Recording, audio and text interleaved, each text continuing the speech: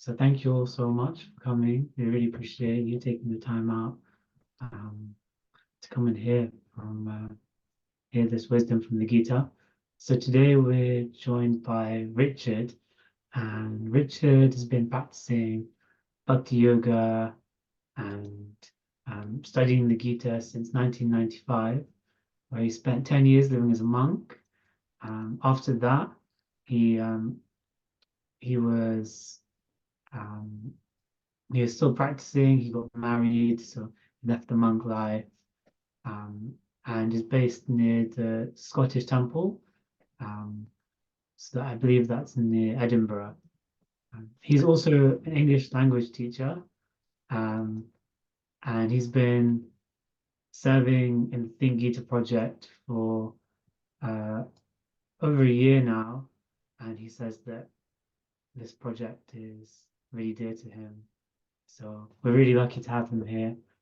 Um, so thank you so much for joining, Richard. How are you today? Thank you. I'm well. So many people. I've been teaching for decades, but still, whenever there's a big presentation like this, my heart starts pounding. Oh, And actually, there's in one of the wisdom texts that we read, there's a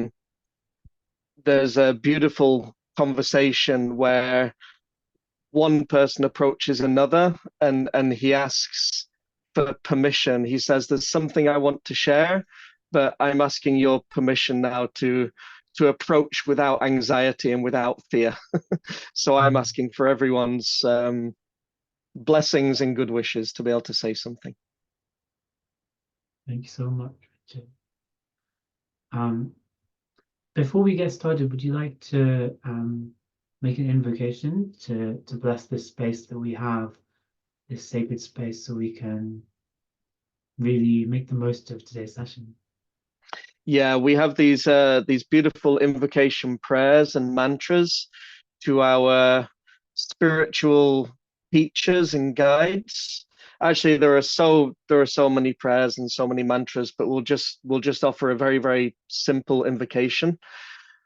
Om Jnana Timirandasya Gyananjana Shalakaya Chakshurun Militam Yena Tasmai Shri Gurave Namaha. Nama Om Vishnupadaya Krishna Prasthaya Bhutale Srimati Bhaktivedanta Swaminiti Namane Namaste Saraswati Devi Gauravani Pracharane Nirvishesha Sunyavadi Paschatade Shatarane Jai Shri Krishna Chaitanya Prabhu Nityananda Shri Advaita Gadadha Shri Vasadi Gaura Bhakta Vrinda Hare Krishna Krishna Krishna Hare Hare Hare Rama Rama Hare Hare. And this first verse means that I offer my respects and I offer my respects to my spiritual teachers who are opening my eyes with the torchlight of knowledge. That the nature of the material world is sometimes it's difficult to see where we're going, but with the torchlight of spiritual knowledge, then the path becomes illuminated by the wisdom and the knowledge that we receive from our teachers. Mm. Wow, that's beautiful. Thank you so much. So I think today we wanted to talk a little bit about spiritual foundations. I think that's the topic you suggested. Um, and I'd really love to know a little bit about, before you get stuck in, I'd love to know a bit about your foundations or um, sort of how you came into practicing Bhakti Yoga, how you came across the Gita. Um, love to know. Yeah, well, as the saying goes, to cut a long story short, because there's always so much that could be said. But um, my real journey with the Bhagavad Gita began around about 1994 when I was 20 years old. Um, I had some friends that had sort of come across the teachings of the Bhagavad Gita, and I was what probably once upon a time would have been known as a seeker. I don't know if that is a word that is still used. In fact, even at the time, I didn't know that that's what I was. Um, but my friends and I, we would always get every day in life practically, we would get together and we would talk and sort of try to figure out the answers to the ultimate questions in life. And when in 1994, my friends came across the teachings of the Bhagavad-gita, and they asked me to come along to a presentation which was being held in my hometown. So I'm from Blackpool in the northwest of England, and I went along to the Central Library in Blackpool, and there were all these monks who had come down from Scotland to make a presentation on the Bhagavad-gita and the sort of teachings and wisdom of Bhakti Yoga. And I could say a lot about that sort of presentation, but the thing that had the most profound impact on me is that growing up, I grew up in a Christian household. I went to a Church of England school, so religion was always there in my life. I would say more in the background than the foreground. I went to church, but I didn't really study uh, these teachings. But I always had this idea, this understanding that I have a soul. I have a soul. I went along to this presentation in Blackpool, and the person who was giving the presentation asked if he could have a volunteer from the audience. So someone stepped forward. I can't remember the person's name, but maybe his name was Dave. And the monk who was giving the presentation asked Dave, can you point to your head? Dave pointed to his head, and it was, whose head is that? It's my head. Does everyone agree that this is Dave's head? It's definitely Dave's head. Okay, Dave, point to your chest. It's Dave's chest. Point to your arm, point to your stomach, point to your leg. Whose stomach is it? Whose leg is it? Whose arm is it? It's Dave's arm. Okay, Dave, now can you point to you? And Dave didn't know where to point.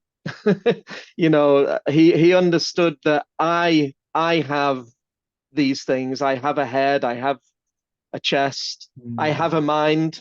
I made up my mind to come today, and I used my intelligence to get here. But he wasn't sure who I am. And that for me was such a powerful moment, that it's not that I have a soul, but it's that I am the soul. And that is the foundation of my journey. And it's also the foundation of the wisdom of the Bhagavad-gita. Wow. So that's a long story short. Probably could have made it shorter. No, that's such a beautiful story. I think for me, when I was asked that question, I pointed at my heart, which is interesting because in the Gita it says that the soul is located in the heart, right? Am I correct? That is correct. That is correct. Yeah, the soul is within the region of the heart, within the area of the heart. If we have to have a heart transplant, it doesn't mean that we lose our soul. The soul, but the soul is in that area. Yeah. Wow, that's amazing. Such a beautiful story. And I guess after that you got involved with the temple, you started to take up monk life. How did that happen? It actually took me quite a while. This was in 1994 when I first met sort of Krishna devotees who came down from Scotland. So it was almost 1 year later that I actually went up to Scotland to visit the temple for the first time. So in that interim period, I was going along sort of most weeks to a program in Blackpool, and we would do kirtan.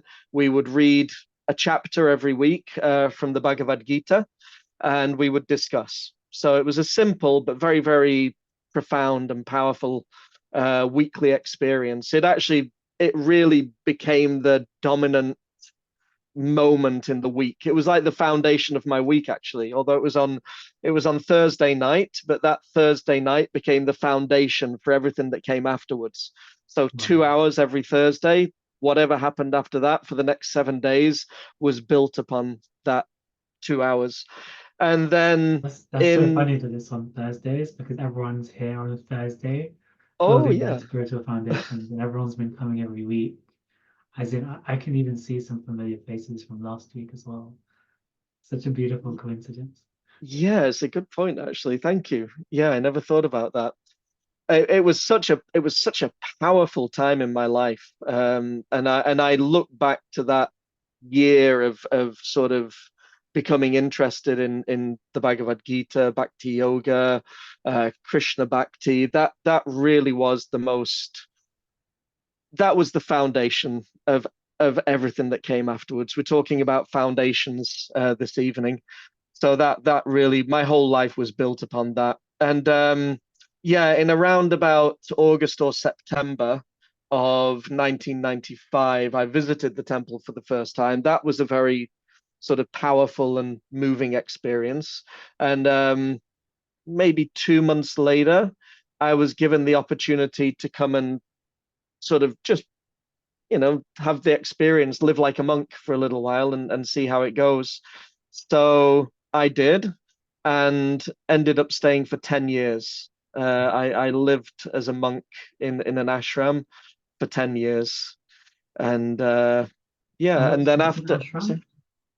oh, sorry, yeah, an ashram. So an ashram, well, the word ashram is a word which has a couple of different sort of meanings. In one sense, you could just say, well, it's a building.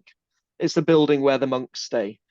Mhm. Like a They live in the monastery. ashram. Yeah, yeah, a monastery. A monastery is Okay, cool. probably a more user-friendly term. It basically means the same thing. But actually, this word ashram has a much broader context as well, because Mhm. the idea is that spiritual knowledge, spiritual wisdom, um, can form the foundation of every stage of life that we're going through.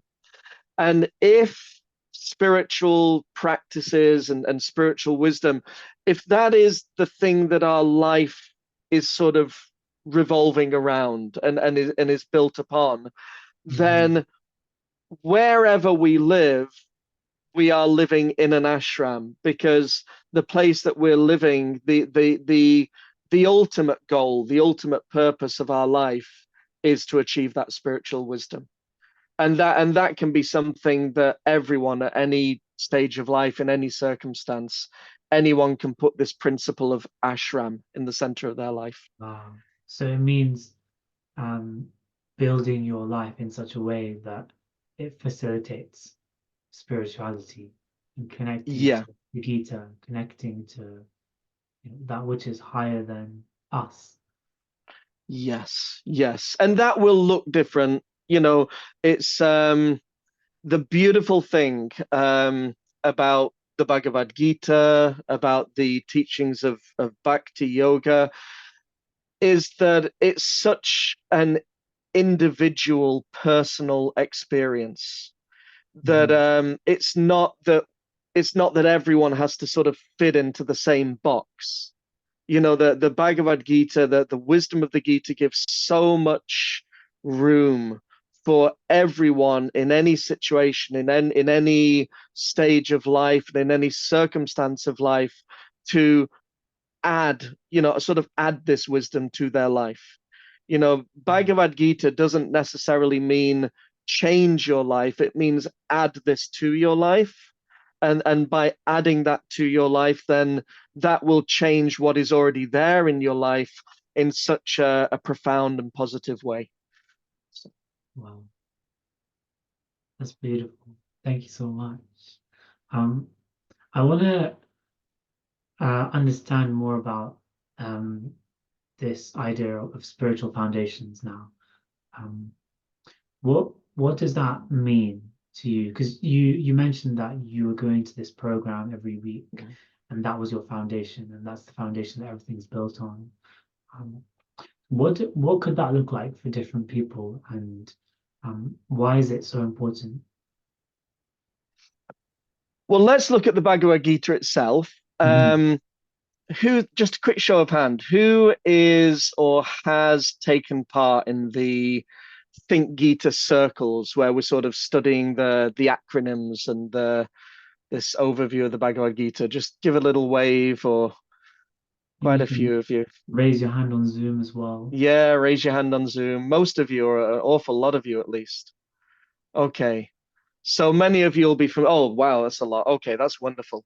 So let's look at chapter 2 of the Bhagavad Gita. Now, the acronym for chapter 2 of the Bhagavad Gita is a very easy one to remember.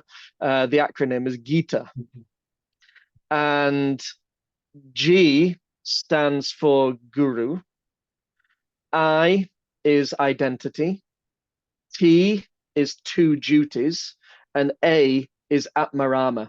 Now, the way that the Bhagavad Gita is structured, chapter 1 is sort of setting the scene. The actual teachings, the wisdom of the Gita begins in chapter 2. So chapter 2 is the foundation of everything that comes after it.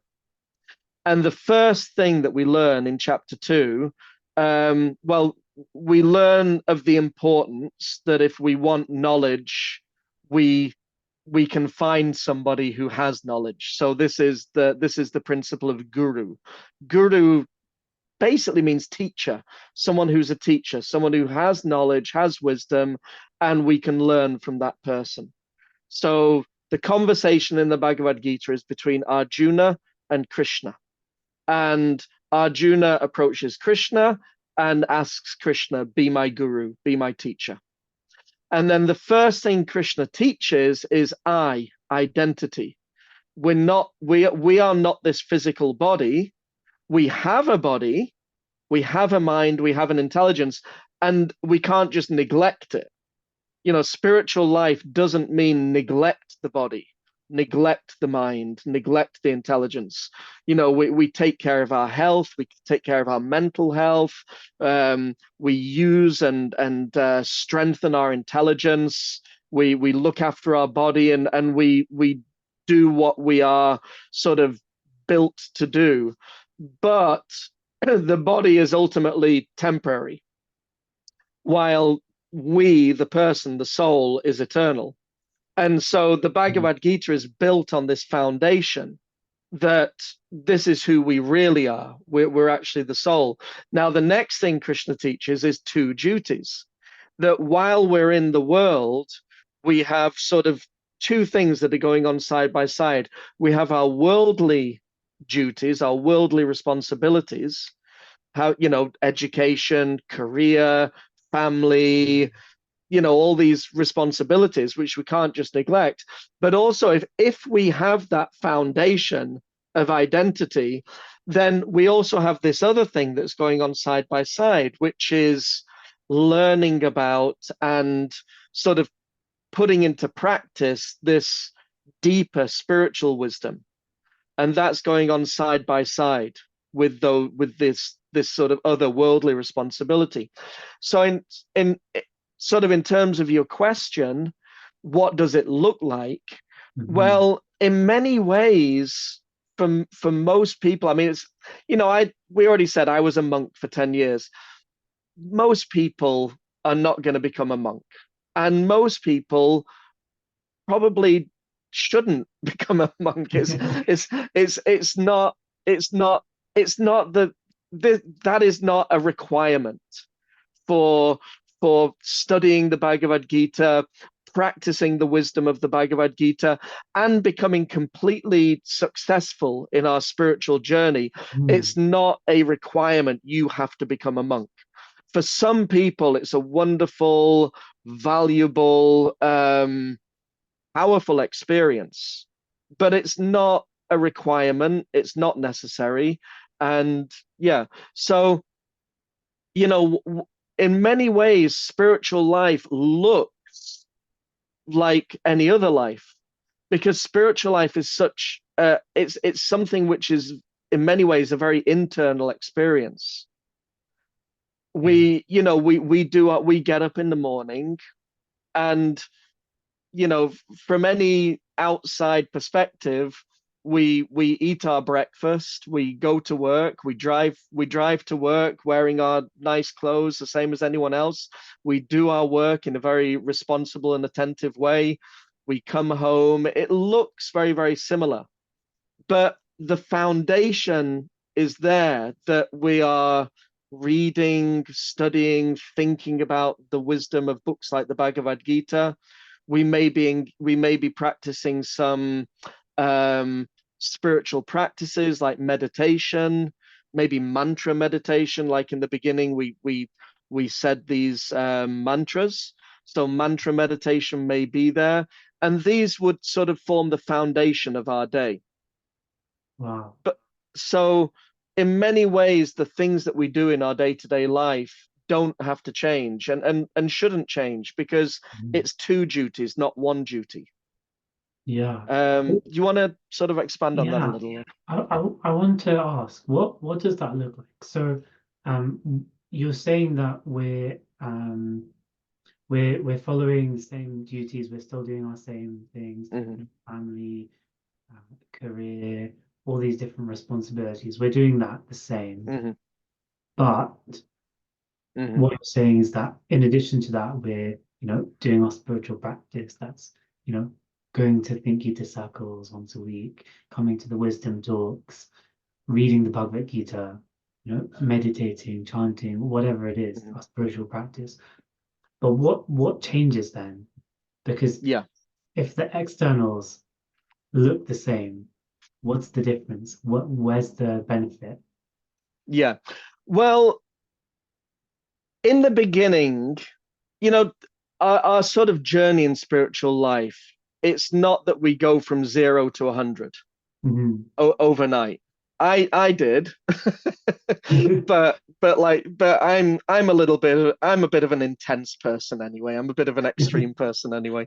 Anyone that knows me knows that I can be a little bit over the top at times. So for me, it wasn't enough to have a nice, simple, balanced program. I had to become a monk for 10 years, but let's say, okay, you're a working person. Mhm. What do you do before you go to work? Well, what would many people do before they go to work? They might get up in the morning. They might put on the television in the background. They might listen to the news, or listen to some sort of morning TV program, current affairs, these kind of things. That Yeah. would sort of be going in the background. When we're driving to work, or we're going to work on the tube, or however we get to work, we might be listening to a podcast, or if we're on the tube, we might be looking at our phone, looking at the news, or looking at social media. Mhm. um, when we take a break for lunch, again, we may just, okay, the phone comes out, we scroll and just pass the time. We get back in the evening, put our feet up, turn on the television, and relax. And then the weekend comes, depending on, you know, you may go to a pub, you may go to a nightclub, you might just get together with friends, you may go to a restaurant.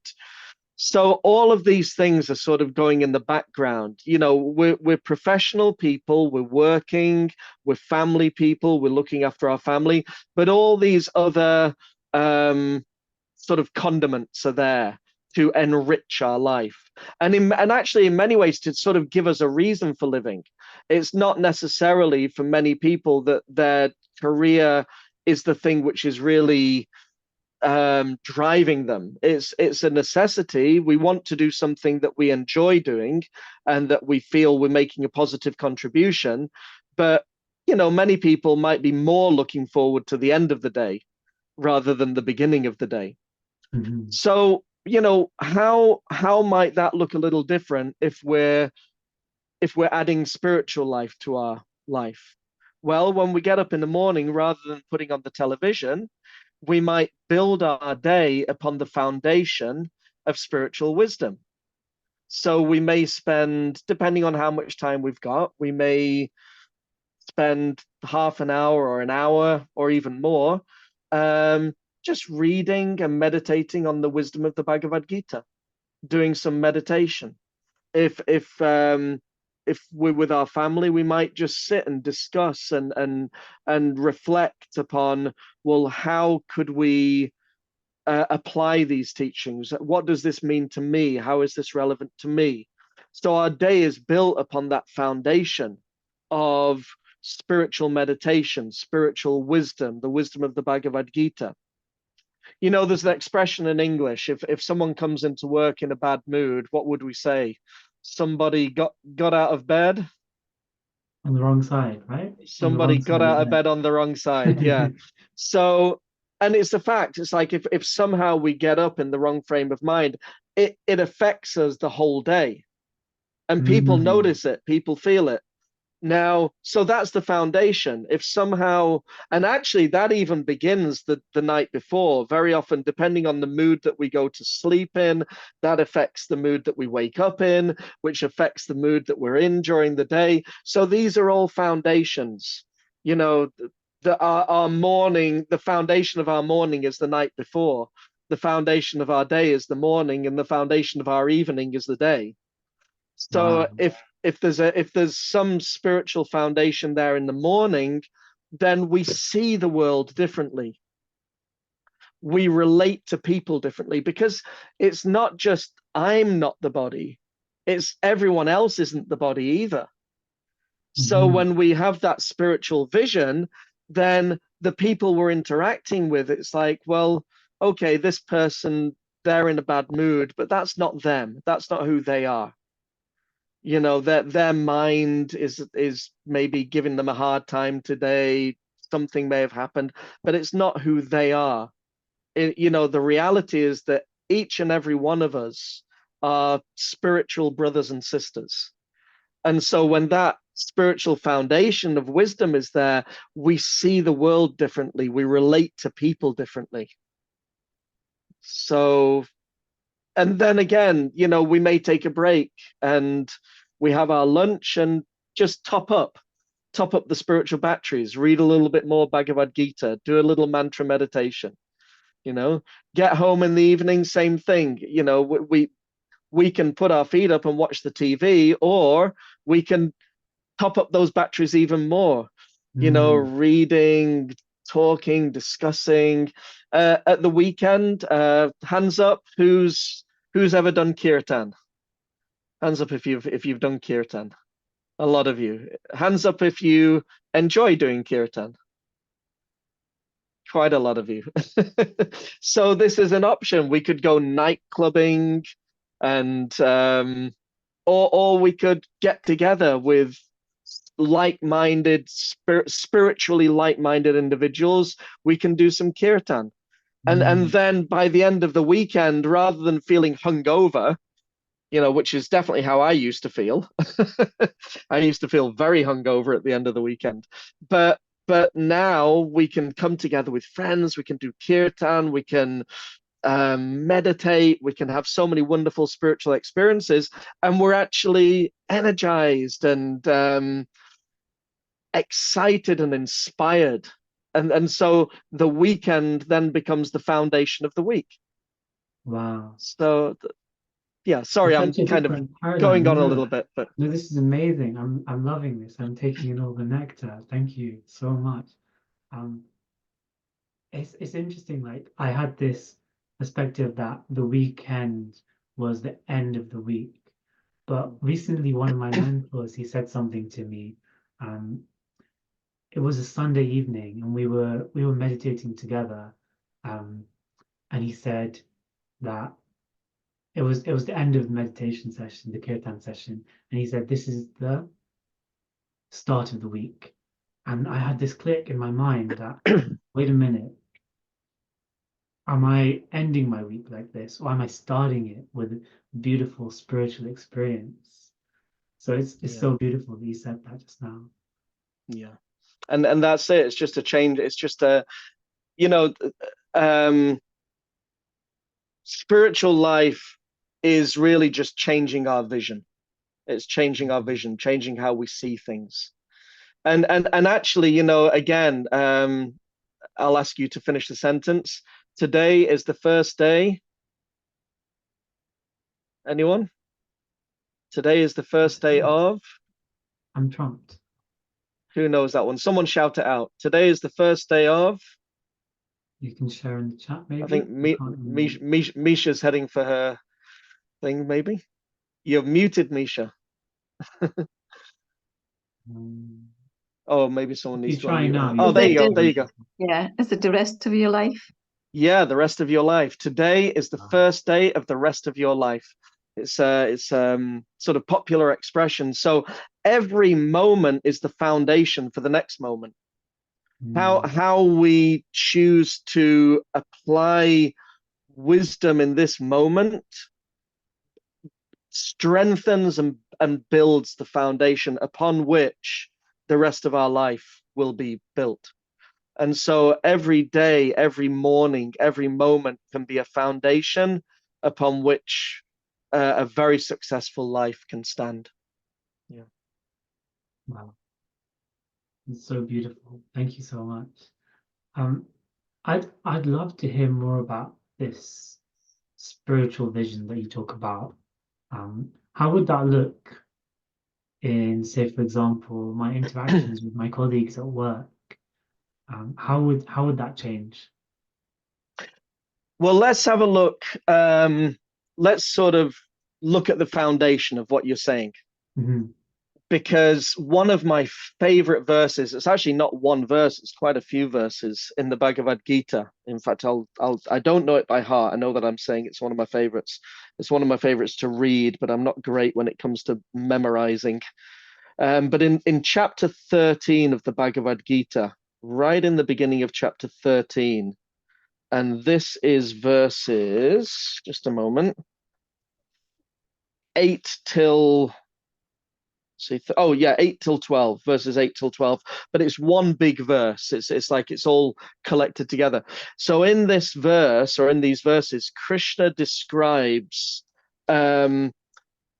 what is knowledge. What is knowledge? Now, there's a lot here. I probably won't read the whole thing. You can refer to it afterwards. It's chapter 13, beginning with text number 8. But if you look at what Krishna gives as being the sort of what is knowledge constituted of, what is considered to be knowledge. Nowhere does he say knowledge means acquiring information, holding on to information, repeating information, sort of memorizing information. Now, again, that's not to say that it's a bad skill to be able to do that. It's a very valuable skill to be able to do that. But growing up, my understanding, my idea was that if someone was a very knowledgeable person, then they had a lot of information, a lot of facts, a lot of information. There is so many things they could say about so many things. But actually, what Krishna says is that the foundation of knowledge are qualities. The foundation of knowledge are qualities. And he describes, so for example, Like the qualities humility, in a person. the qualities of a person. So Yeah. the foundation of education, it's education includes learning information and knowing how to process that information. That's a very important and indispensable aspect of education. But the Bhagavad Gita teaches that in an ideal world, the foundation of education is cultivating these qualities, because education should be about more. And this is related to the question that you asked. I do digress a lot, but it's relevant. So education in an ideal world is not just about having information and being able to process information. It's about becoming a really good person. And so Krishna explains qualities like humility, pridelessness, non-violence, cleanliness, steadiness, self-control, the becoming free from egotism. There's so many nice sort of meditations that are there, and that if that is if that is one of the real goals of education, then what that education system will produce are really, really wonderful people. Now, each one of those wonderful people will have their own individual set of skills and strengths, which should also be cultivated because we all have to earn a living. But for the world to become a really wonderful place, then what does that mean? You know, for the world to be a wonderful place, the people in the world have to be wonderful people. And so, in terms sort of coming to your question that, well, what does it look like? You know, what would you look like? You would look like, and you do look like, Davil, you do look like a wonderful, humble, kind, generous person without sort of an ugly sense of egotism, and so on and so on and so on. Someone who is conscious of principles like cleanliness, non-violence, kindness, compassion. Now, imagine if the workplace was full of people with those qualities. We would still have to get on with our work. We would still have to get our job done. But the environment would be a very, very pleasing environment to be in. And so, you know, this is just one example. Another example, sorry, in fact, do you want to sort of comment on that before I give another that's example? beautiful. Please continue. Please continue. That's so nice. So sort of going deeper into that, one of the subjects which the Bhagavad-gita really gets into a lot of detail about. Now, keep in mind that the Bhagavad-gita is 700 verses.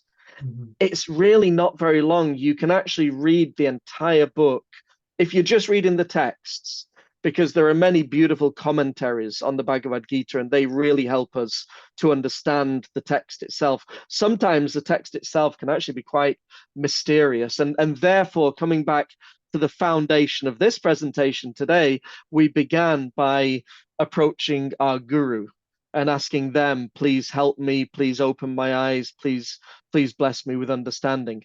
And so similarly, reading the Bhagavad-gita is deeply, deeply enriched if we can accompany that by studying the commentaries. But the text itself, you can actually read the whole Bhagavad-gita from beginning to end in maybe 2 hours, 2 to 3 hours, depending on how quick you are as a reader. 700 verses. Now, out of those 700 verses, at least 100, more than 100 verses are all about the subject of the 3 modes of material nature. So this means that in the material world, there are 3 sort of energies or principles which form the foundation of everything that exists in the material world. And those are goodness, passion, and ignorance. And everything that exists is influenced by these 3 qualities. It's a big, big subject. We may need to do another session just about that. But of those 3, goodness, passion, and ignorance, okay, someone shout it out or write it down. Which one do you think Krishna recommends we try to cultivate within our life? Goodness, passion, or ignorance? Goodness, sattva. You are correct. Goodness, yes. Sattva. Yeah, sattva. So this is the foundation that Krishna advises, that to the degree, and it's almost impossible to be completely in the mode of goodness. And in actual fact, in some cases, it's even sort of discouraged to be completely in the mode of goodness, because in some cases we wouldn't get things done. There needs to be a little bit of passion from time to time to get things done. So a little bit of passion's okay. A little bit of passion's okay. But to the degree that our life is built upon this foundation of goodness, then that is a really, really good foundation to practice spiritual life. Now, goodness is not the goal of the Bhagavad-gita. So, for example, let's think of some examples. Well, maybe if anyone's been looking at the Bhagavad-gita or studying it, if you'd like to put your hand up and just give an example of like one example that Krishna maybe gives in the Bhagavad-gita. Prashant. Yes. So what example are we looking for, Richard? I mean, as I say that, I would also like to keenly express the dedicated session that you are highlighting for the three modes of nature. I'd love to have that, to be honest. I don't want to get myself in trouble by sort of, No, but I think we can Sincere definitely do a request. session on that. We'll keep that in mind for one of the yeah. upcoming. Thanks so much, Prashant. But if anyone can give an example, anyone who's been studying the Bhagavad-gita, there are different examples. So Krishna gives examples of sort of lifestyle examples that in the mode of goodness, it looks like this. In the mode of passion, it looks like this. In the mode of ignorance, it looks like this. Can anyone give any examples of an There was example that's there in the Gita? There was one shlok that I remember. Again, it's a series of it. Abhyam Sat Buddhi Jnana Yoga Vyavasthitam. And then there was another. So goodness is what is described. Again, it was more like a set of qualities, I believe. Yeah. It's the qualities. It's the qualities by which we live our life. The qualities by which we live our life. The qualities which sort of form the foundation and the background of our life. So, for example, diet. What is diet in the mode of goodness? Diet in the mode of passion? Diet in the mode of ignorance? Anyone have any idea? Yeah. Just in general. Don't need to give all little details, but just in general. Fruits, basically, as sattva, and I think for rajas it is hot food, cooked food, and all. And I think for tamas it is like pungent food, stale food, pre-cooked, not heated. Exactly. Yeah, exactly. Mode of passion is the word that's there for the mode of passion is too much, too hot, too spicy, too salty, too this, too that, to the next thing. That's passion. Fruits, like you mentioned, vegetables, grains, milk, naturally sweet things, wholesome, healthy things. That's the mode of goodness. And then mode of ignorance would be, like you said, untouchable, stale, non-vegetarian. These are all examples of foods in the mode of ignorance. So, and actually there are internal and there are external things in the mode of ignorance. So our determination, the work we do, so many examples. And I don't want to go too far down that rabbit hole because we'll never come out again. But the idea is that, you know, it's actually, you can actually go through the Bhagavad-gita and systematically say, okay, what would my life look like if it was in the mode of goodness? And you can tick it off. You can find every verse. Like I said, there's around about 100 verses, and you can make a list that, okay, this is what my house would look like in the mode of goodness. This is what my mood and approach to work would look like in the mode of goodness. This is what my daily schedule might look like in the mode of goodness. So, for example, the day, we have 24 hours in the day, and that's divided up into 3 blocks of 8 hours. And generally, it's considered that the early morning hours, those are, the mode of goodness is more present, or maybe present is the wrong word, more accessible, more easily accessible in those early morning hours. The world is more peaceful, more quiet, because who's ever been in a situation where you walk into a place and depending on what's going on, you sort of pick up on the mood and get swept away by that mood? Have you ever, Davil, have you ever had that experience? Yeah, all the time. Sometimes you feel like the energy is really low in a room and it's just like, it just brings you down. Or something that comes to mind is whenever I visit the temple, it really uplifts my energy. Yeah. It's interesting how much we're affected by the externals. Very, very much. And another example might be like if you go into a busy city, like I mean, I was just about to give Glasgow as an example, and then I realized that so many of you are living in London. Glasgow is like the countryside compared to London. So, but I live quite close to Glasgow. The temple near where I stay, it's about 25 miles from Glasgow.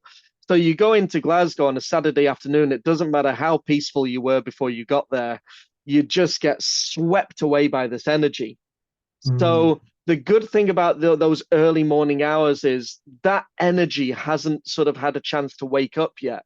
That energy that's created by tens, hundreds of thousands of people in your immediate environment, rushing about, shopping, going to work, worrying, stressing. That hasn't started yet. The world is still waking up. It's still peaceful. It's still quiet. So the mode of goodness is more accessible at that time. So that's why we're told to like meditate and stuff in the morning. Exactly, because it's not just the activities themselves, but it's taking advantage of that particular time to practice those activities so that the activities themselves are more effective. So, for example, if you're, let's say you take the Bhagavad-gita, you take you've got your book or you've got it on your phone or your Kindle, and you walk into the middle of Oxford Street. Take a chair, sit down in the middle of Oxford Street, and start reading the Bhagavad-gita. How easy do you think it will be? Well, that's one thing. You would get a lot of people wondering what's going on. But the other thing is, how easy do you think it would be to concentrate in that environment? So the activity is the same. You're reading the Bhagavad-gita, but because the environment's not very conducive, it makes it more difficult. So those quiet early morning hours it's a really, really good time. So that's the foundation. The mode of goodness is the foundation. The activities, the spiritual activities, stand or rest upon that foundation. So the goal is not the mode of goodness. The direction that the Bhagavad-gita is sort of moving us towards is transcendence. It's actually it's rising above the material energy and entering into the spiritual energy. But the foundation upon which to practice those transcendental or spiritual activities is the mode of goodness. Wow. Because it's easier to access from there, because when you're stuck with all this noise in passion and ignorance, it's you can't even see past that. Exactly. Wow. And then now this is where the trick comes in. Because we're saying the morning is the foundation of the day and the night is the foundation of the next day. Now the trick is evening time, because in the evening time, that's when the mode of ignorance starts to sort of sweep the nation. People we're just watching. We're not really, mode of ignorance means, well, there's a lot of things we could say about it, like tamas, ignorance, but it really means it doesn't really serve any purpose. We watch TV or we watch movies. It's entertaining, and I'm guilty, and I'm sure I'm not the only one, but in the big picture of things, what is the real sort of value of knowing what such and such a person on Coronation Street? I don't even know what's happening nowadays in soap operas. It's been such a long time. Well, let's take an example. It's like, you've got like for my kids, it would be something like the Marvel movies, or for me, it was Star Wars. I was completely hooked on Star Wars when I was little. I actually wanted to be a Jedi. That was my first ambition in life, was to be a Jedi. And then I became a monk. So I think I got about as close as I could have got. I think I didn't do too bad. Now it makes sense why you went straight into the monk life. Yeah, that's why I was attracted to it. It was like the closest thing to Luke Skywalker that I could possibly find. But I will just pause you just there. We've got about 10 minutes left. So if we can round things up and then maybe take some questions from the audience. But I'd love for you to finish what you were saying about the night before and how that helps us. Yeah, not so if we limited. sort of so if we look at, you know, many of the things which go on at nighttime, and it's again, it's not that maybe no one here does these things, but because the atmosphere, these things are going on around us, it sort of has an effect on the atmosphere and it affects our consciousness.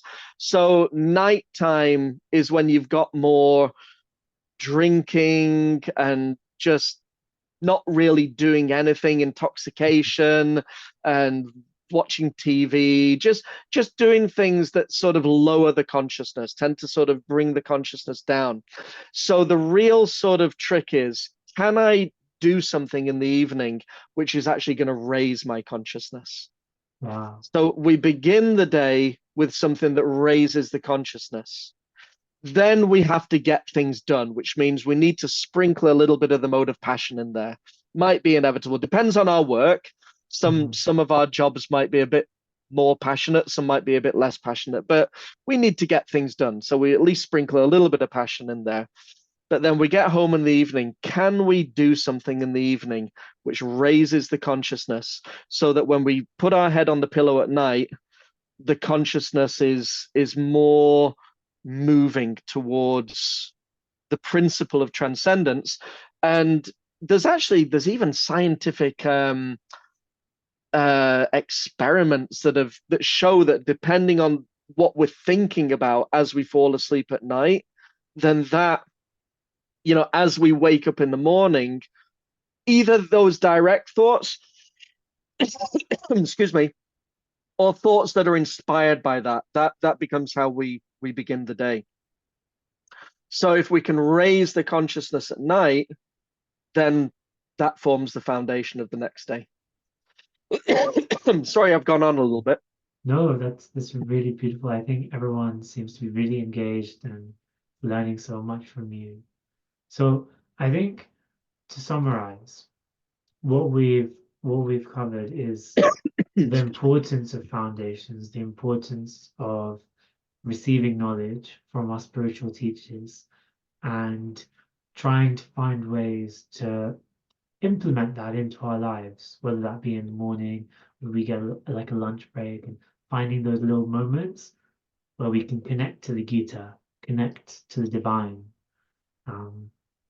And if we manage to do that successfully, it's not that we'll, have a bank of knowledge in our head, but our character will change, our behavior will change, and the way we interact in the world will change, which is really beautiful. Do you have anything final to share or add? I think you summed it up better than I ever could. But I suppose if I was to add anything to that, or maybe not even add anything to that, but maybe just look at it from a different perspective. We talk about, so for example, we've used the term bhakti yoga a few times. So this word yoga, it's a popular word and it's a popular activity. And but yoga is not just the thing that we do for an hour in the morning or an hour a week. It's a lifestyle. The practice of yoga is a lifestyle. And to the degree that we're able to practice that lifestyle, and it's not easy in this world, it is, nobody's perfect in this world. And the world it's almost like the world is designed to make it, it's like we're swimming uphill, practicing spiritual, any sort of, sorry, I'm kind of going on, but we spoke about these two duties. Yeah. Now, our worldly duties, the world is very much geared towards fulfilling and accommodating those worldly duties. But the spiritual activities, the other thing that ideally runs parallel with that, the world as it is right now is not always very favorable. It's not favorably disposed towards accommodating those spiritual aspirations. And so sometimes spiritual life and spiritual goals feel like we're swimming uphill, or not swimming uphill, walking uphill, or swimming against the tide. It's not easy. But to the degree that we have good company, good association, good friendships, and to the degree that we're able to be a part of like-minded society, that really, it gives us a Wow. propeller. Even if we're going upstream, we've got this propeller pushing us up there. So I would like to very much thank everyone here for the opportunity to spend time and to help me hopefully finish the day in a reasonably positive state of consciousness. Wow. What a beautiful evening. What a beautiful way to end the day. I feel like you've given the perfect the perfect promotion for Think Gita circles. So I think we'll send a link in the chat. If anybody would want to join a community where we can discuss the Gita together. And thank you so much, Richard, for sharing. I really, really appreciate it. I think everyone on the Thank call you. is really grateful. Shall we take a couple of questions? I think some people have raised their Please. hands. If anyone else has any questions as well, I'd like to invite. I'm not sure this person's name, but they've got a P as the profile picture. If you'd like to unmute. Hare Krishna. Thank Hare you. Krishna. Thank you for your lecture. And my question is about how about constructing my schedule in the mood of goodness.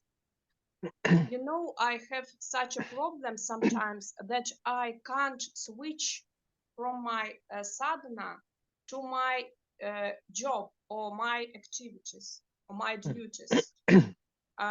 Sometimes after chanting, I feel sleepy, or sometimes I would like to continue spiritual activities, reading or listening lectures or something like that, and I can't concentrate on my job.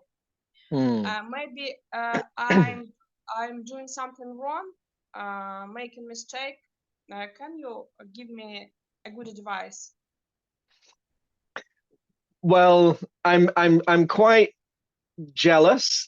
It's, you know, not being able to sort of put Krishna down is certainly not a bad thing. It's a wonderful quality to be deeply absorbed in the sadhana. But I think we can learn from the Gita itself that Arjuna he didn't want to go to work. You know, if we really look at what's happening in the Bhagavad-gita, Arjuna didn't want to go to work that day. I find that so funny. Arjuna just didn't want, it was a Monday morning, Battle of Kurukshetra, doesn't want to go to work this day, you know, too many things that he's going to have to deal with. I don't mean to be disrespectful, because obviously the Battle of Kurukshetra is a very grave and monumental thing, but that is something that we can relate to. You know, Arjuna just wanted to go to the forest and meditate. He didn't want to go to work. But then Krishna asked him, no, please go to work, do your duty. But do your duty in a way which would sort of help you to go closer to the goal, to bring you closer to the divine, closer to the supreme.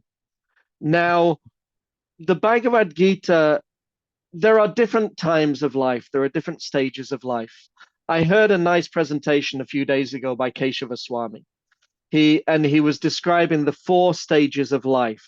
So education, career, retirement, and then the very final stage of life. And he said it's learn, earn, turn, and return. So in the beginning, we learn, excuse me. Then the emphasis changes to earn. We have to maintain. And then at a certain point, we start to turn. The turning process doesn't happen overnight, but we start to turn away from our sort of worldly duties, and we start to focus more on our spiritual duties. And finally, return, going back to the going back to transcendence, back to the spiritual reality. So when we're reading in the morning, when we're doing, like, you use this word sadhana, you know, sadhana is a Sanskrit word which means spiritual practices.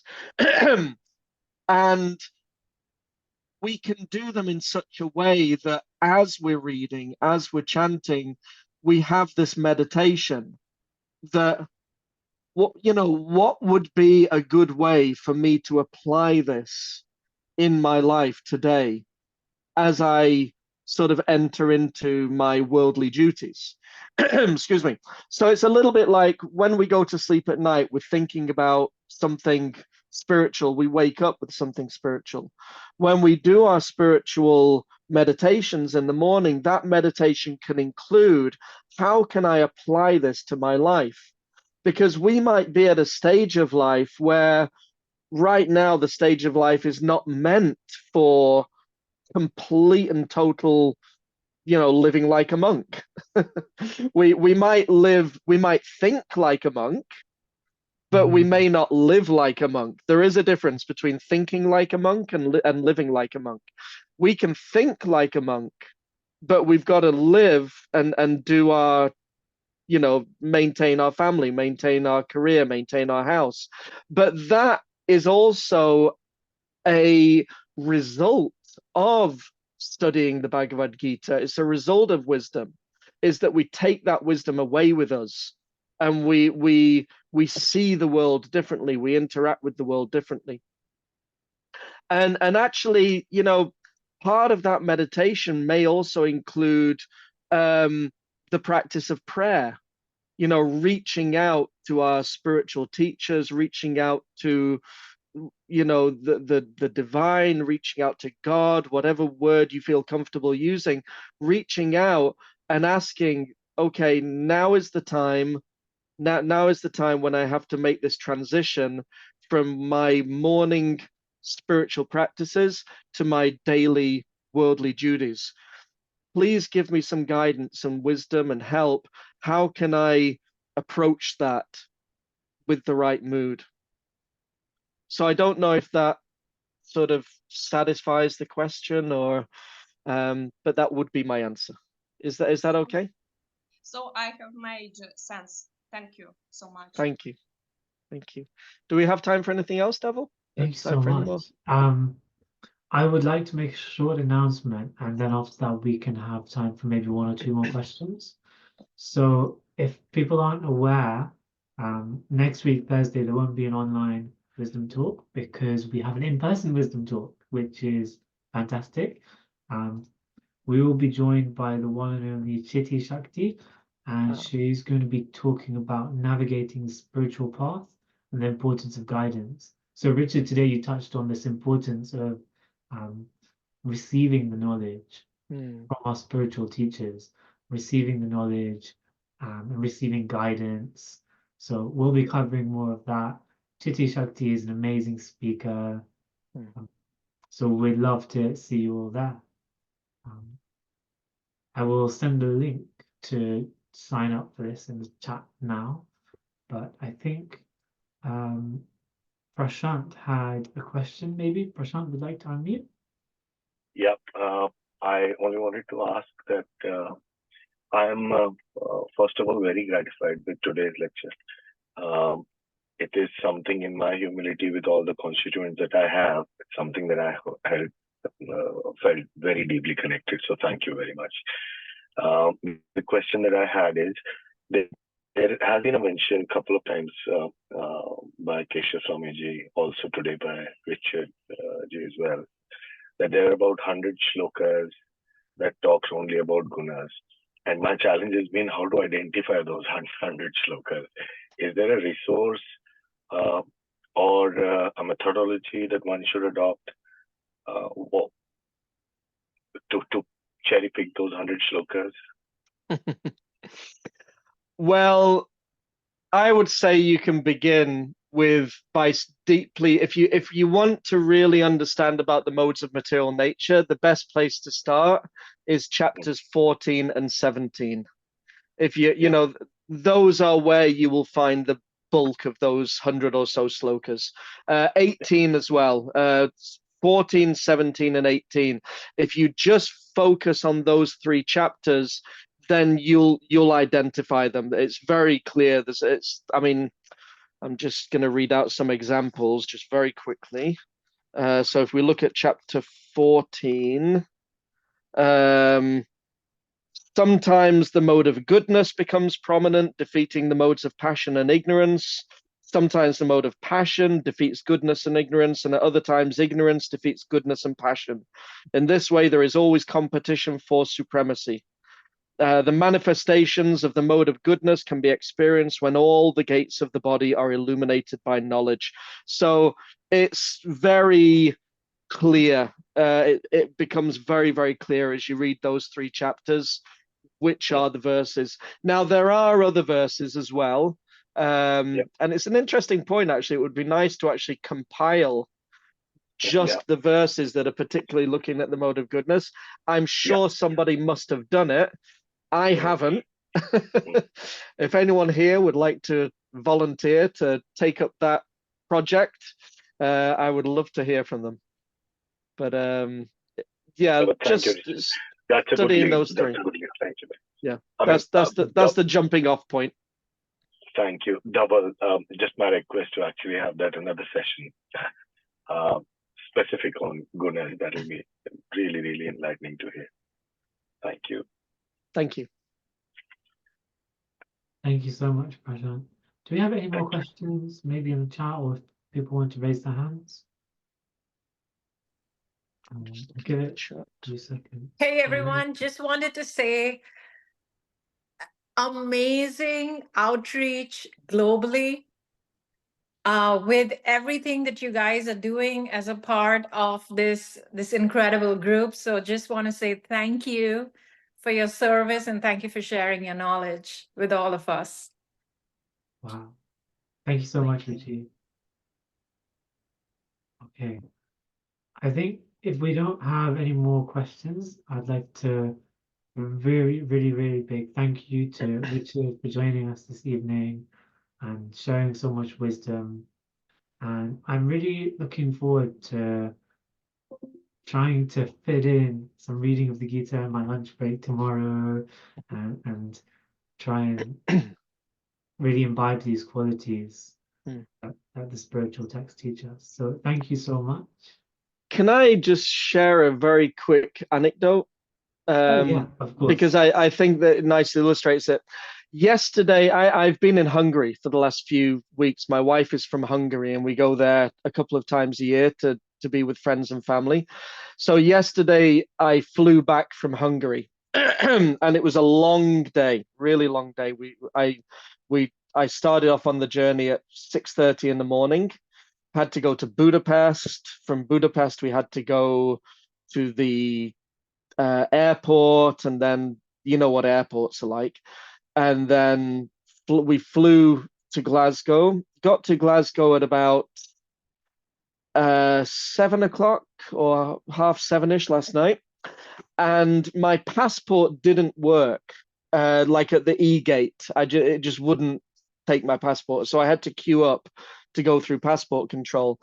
And somehow or other, there were just so many issues at the passport gate that I ended up queuing up for about an hour and a half in a queue that was just not moving. And for the first 20 minutes or so, I could feel I was getting a headache, and I was becoming really just worn out with just standing in this long queue that was going nowhere. And then suddenly I just got this inspiration, and I took out my phone and I just started reading the Bhagavad-gita. And I ended up in the queue for another 30 or 40 minutes. I read about 3/4 of chapter 1 of the Gita with all the commentary and everything. And by the time we got to the end of the queue, I was just, well, you know, I can keep this up for a little bit longer if needs be. And it was just one example. You know, we've all got our phones, and it's almost like we're programmed to just, I've got 2 minutes. Let's look at Facebook. Let's look at Instagram. Let's look at Twitter. It's like we're just programmed to just, okay, just do something to pass the time. But we can use it's not that the technology is bad, it's how we use it that's bad. And if we can use it to sort of raise our consciousness, then life just gets better and better. So that's just one example from my own experience of, you got a few minutes to spare, read the Bhagavad-gita. It's beautiful. What a beautiful way to end. Thank you so much, Richard. And thank you so much to everyone for joining us. I hope you have a fantastic Friday and weekend, or start of the week. And we'd love to see you all in person next week. So thank you, everyone. Bye-bye.